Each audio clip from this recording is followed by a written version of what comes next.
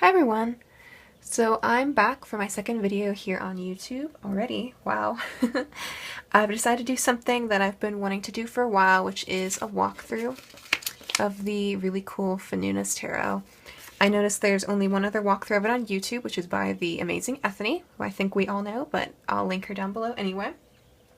But before I get started on that, I'd like to say a couple of thank yous and just thank you to everyone who watched my last video and who commented and liked and subscribed and shared, and I received a bunch of shoutouts on Instagram and on live chats, and I really appreciate that. It means so much to me that you guys are really excited about my channel and what I have to offer. So just thank you for that. I'm really overwhelmed by the response I've gotten in just one day and one video. So I don't know, just thank you guys. I really appreciate it. Aside from that, I would say, because I drink a lot of tea, I thought it'd be fun to start with telling you guys what I'm drinking when I'm making my videos. So today I'm drinking Stash Wild Raspberry Hibiscus. It's caffeine free. It's a nice herbal tea. I like it because it's a nice change from my usual drink, which is Tazo Passion. So it's like a really bright red tea. Hopefully I'm not going to spill it on anything. Okay, so I received the FANUNA'S tarot as a gift from my mom for Christmas, and I've been using it a lot since. Let me tell you where you can get it. So you can get it on Etsy. Hang on, let me grab my computer.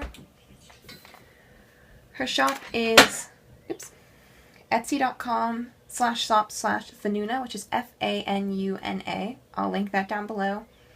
She is, I believe it's a she, I'm not actually sure, but she's a independent artist from Puerto Rico, and my mom bought the deck for me because it was right after the horrific hurricane hit Puerto Rico, and because the artist lives there, my mom really wanted to support her and her family as they were going through just the devastation that hit them.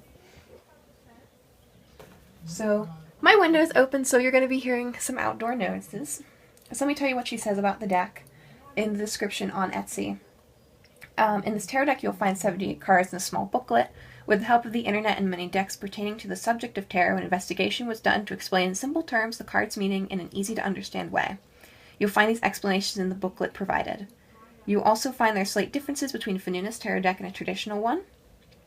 The reason behind these changes is to give it a different look, to take something that already exists and change it a little bit to make it one's own and of this particularly contemporary time.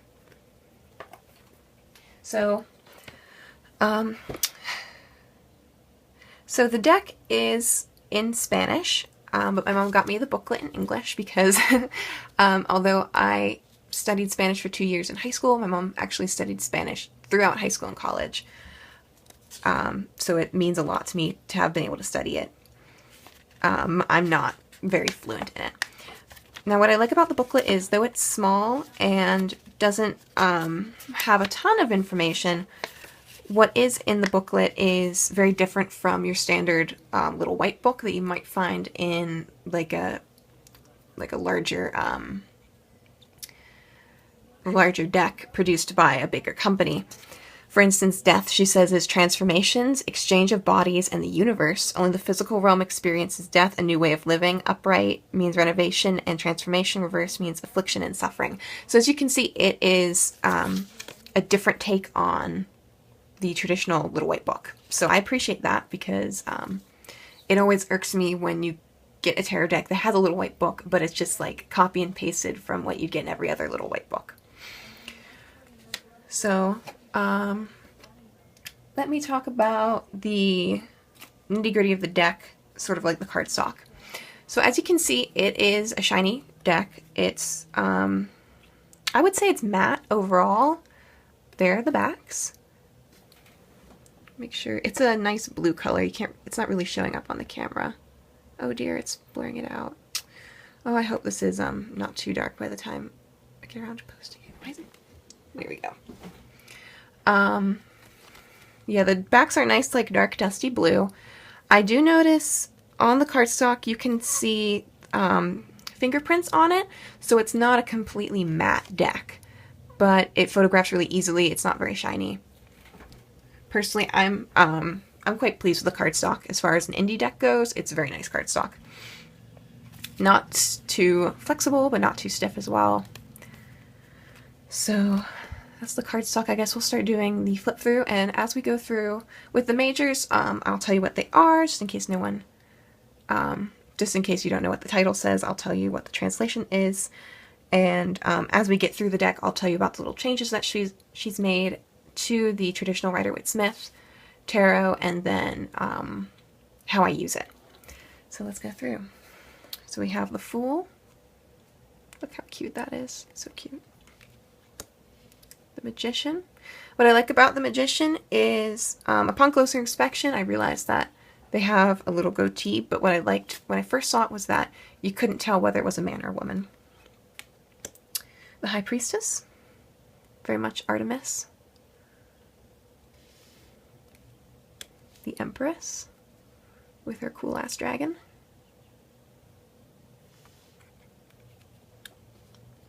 The Emperor.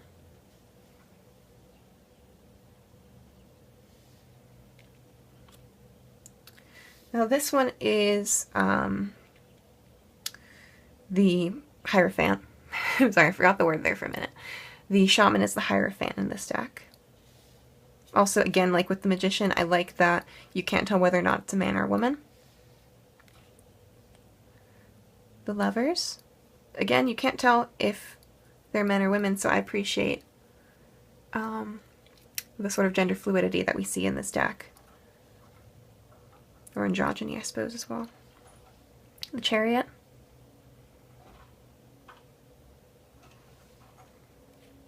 Strength. Love this melding of strength where she is both the lion tamer and the lion. Very cool. The Hermit.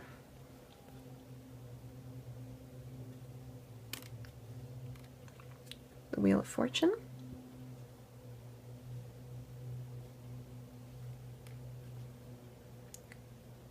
Justice.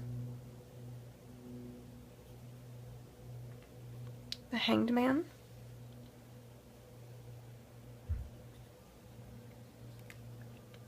Death, one of my all-time favorite death cards. Absolutely gorgeous. Bit of ASMR there for my tea. Temperance. How cool is that? I love the rainbows. So pretty. The Devil. This is one of my favorite devil cards in any tarot deck.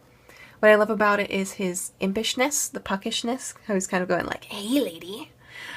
Personally, I really like that about the Devil because it shows that the Devil doesn't always have to be this super scary, all-powerful, like, tempter. Sometimes it's, you know, a little puckish imp. The Tower. It feels very Alice in Wonderland. With the face on the tower, I'm not sure. Maybe that's just me. The Star. She's nipless.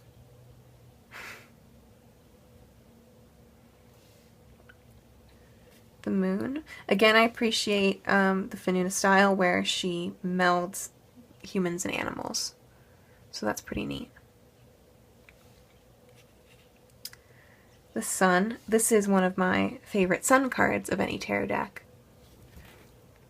Because that's very, to me, I'm sorry, I hope the lighting's okay. To me, it's very like Peter Pan and Tiger Lily. I think that's just so sweet. I always smile whenever I get that card.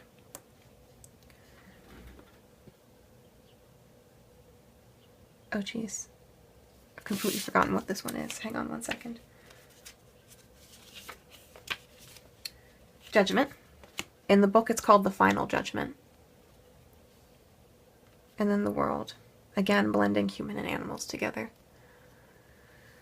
So now we'll move on to the minors. I'm going to push these out of the way just so they don't fall over when I'm moving them. What I like about this deck is the minors are all different like mythical creatures. So cups are mermaids, which I think are are really fun. Someone told me, because when I was going through this deck, I noticed one thing about the male and female mermaids, because there's an equal number of both in this suit, is that the female mermaids often had legs, but the male ones were always featured with fins. And someone told me, and I'm not sure if this is true, but in some cultures there is the idea that female mermaids are able to transform their tail into legs so they can walk on land, but male mermaids are always confined to the sea, as we see here. This deck as a whole also really reminds me of the Legend of Zelda games. If you've never played them, Legend of Zelda are these a very famous Nintendo adventure game, and they often feature mythical races and mythical people. And this deck as a whole really reminds me especially of the one game. I can't remember what's the name is now. It'll probably come to me later. Where it's the cartoonish one they used to have for GameCube and then was remade for the Wii. And I'll insert it here when I remember what it is. I kind of love this Seven of Cups, where traditionally it's like having too many choices. In this one it's very like he's entranced by his own reflection. Very Narcissus from the Greek myths, he was, where he was obsessed with his own reflection. The Eight of Cups.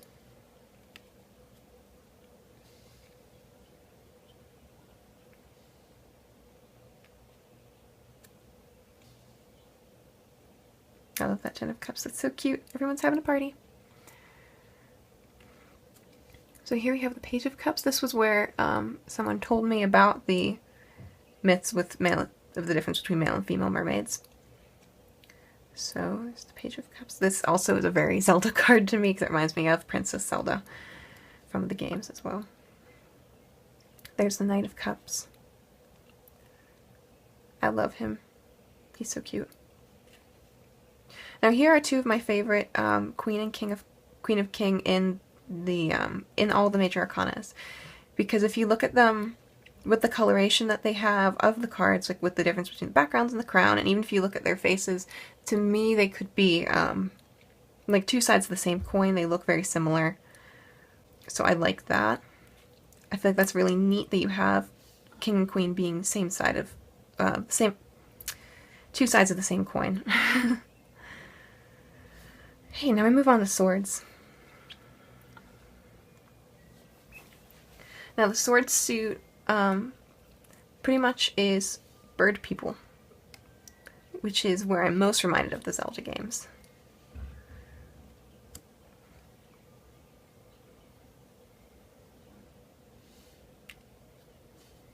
That card always makes me sad.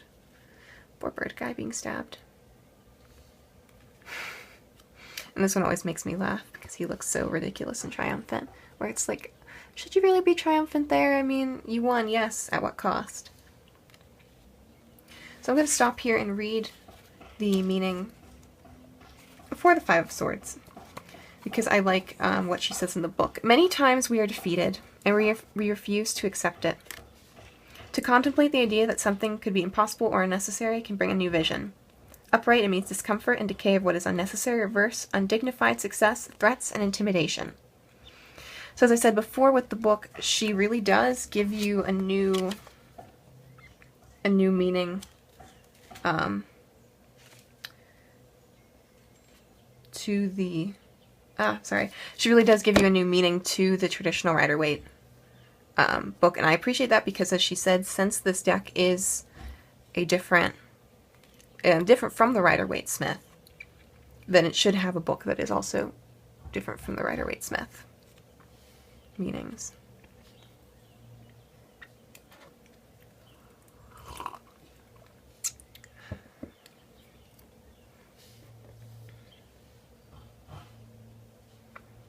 The Ten of Swords. This card has been my stalker card for the past couple months. I would say, yeah, this entire year the Ten of Swords has been, in this deck specifically, has been mercilessly stalking me. So there's the Page of Swords. And what I also like about this deck is the fact that she mixes genders with the pages and the knights. So there are some female knights and some male knights, and some female pages and some male pages. And some that you can't tell. I mean, honestly, I assume this page is male, but I don't know. I love this Queen of Swords. She's so fierce. And the King of Swords again with that.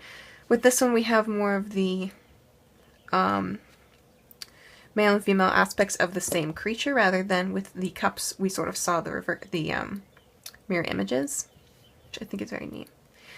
Now onto the coins, and the coins in this deck are crystals. And this is the Ace of Crystals. And this always makes me a little bit uncomfortable because it's pink, because it's sticking up out of a flower. It's a little bit phallic to me. And this is really the only card in this deck that I have an issue with. It's the only suit I have an issue with. I think I would have appreciated if the crystals had been maybe like blue or purple instead of pink, just because this makes me very uncomfortable just because it's so phallic. But otherwise I have no issues with this deck. So quartz, crystals as well, or quartz, I think it's crystals though, sort of has a lot of these Cyclop creatures in it, which I think is neat. They're kind of very earthy, very mountainous creatures in this suit.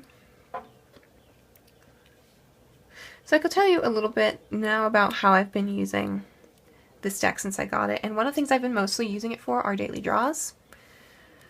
Now, I'm not always on top of my daily draws, but I try as hard as possible to be. And this deck for me works extremely well for daily draws, because even as we saw with the Major Arcanas, even some of the scary cards are pretty much very unintimidating. And so I feel like it works well for daily draws, because most of the time when you draw the Tower or the Devil in a daily draw, it's not necessarily going to be some ginormous catastrophic change or some, you know, devil coming into your life or whatever. It tends to be smaller things. And the way I do my daily draws as well, I tend to draw 2 cards. So I'll draw the first card, and that is the energy for today, and then I'll draw a second card as clarifying. So there's the Nine of Crystals. I love that. That's so pretty. I personally like to draw 2 cards for my daily draws. I didn't always do it that way. Mostly I did 1 card. But then in the past maybe 6 or 8 months I've started doing 2, because I like having that clarification on the card, because if you get like the 10 of crystals in a daily draw, you know, sometimes it can be a bit confusing. Like, is it a big thing? Does it mean I'm gonna, you know, find myself with a sudden influx of money? Or, you know, am I gonna be putting away money, like to take a traditional Rider-Waite-Smith meaning, maybe I'm putting away money for future generations. You know, it can be a very big meaning. But if you draw that with, say, the Two of Cups, that might tell you that you might start embarking on a creative endeavor with someone that will end up in maybe monetary gain that you can put away for the future. You know, you might just start to get the inkling of that today, or something like that. Or it could be something even smaller. It could just be you and a friend go out for coffee and you treat your friend. So there's the page.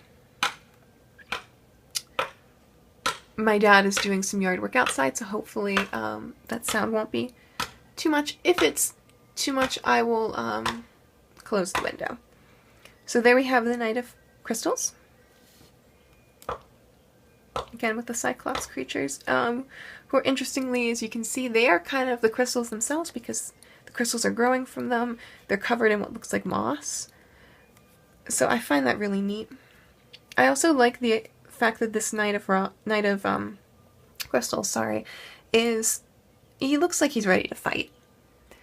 And so I like that, because it makes me wonder, like, what is he ready to fight for? Is he ready to protect his earthy gains, you know, his family, his home, his monetary funds, you know, that sort of thing. So I think that's really neat. There's the Queen of Crystals, sorry. And then the King. And now we're on to the last suit, which is Roth's. And this is a very fun suit. The suit always makes me laugh because, first of all, I love the art style, the colors in it. It's all pinks and reds, and as you can see throughout the deck, each suit very much has their own color palette, which works very well with the elemental areas of each suit. So like we've seen with the crystals, there's pretty much all green, the cups were blue, and the swords were, I wish I could remember now what color the swords were. It doesn't matter. You can always go back and look for yourself. So with the wands, they've got very much like, you know, a red, pinks, oranges, yellows color palette, but also she mixes in greens and teals, which I think adds a really nice contrast aesthetically. Also, I think the rods are just really neat with the dragon head. It looks like a staff. It looks very ceremonial. And for these creatures, it's mostly like fire imps and things like that for the creatures that are in this suit.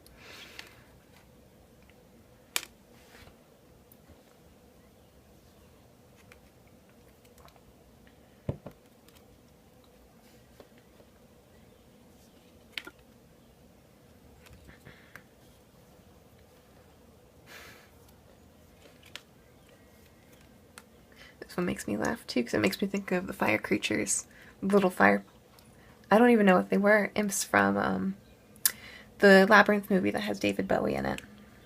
If you haven't seen that, you really should. It's amazing. Sorry, I'm not really getting a hang of picking these up.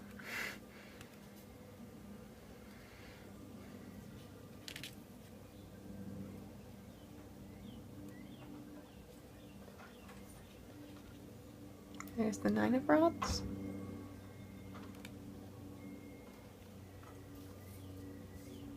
And the 10.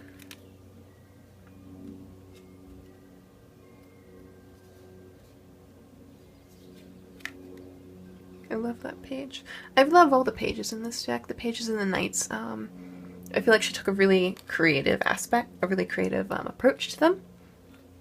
So I think that's neat. And this is a little bit of what I was talking about as far as mixing the genders up when it comes to the Knights.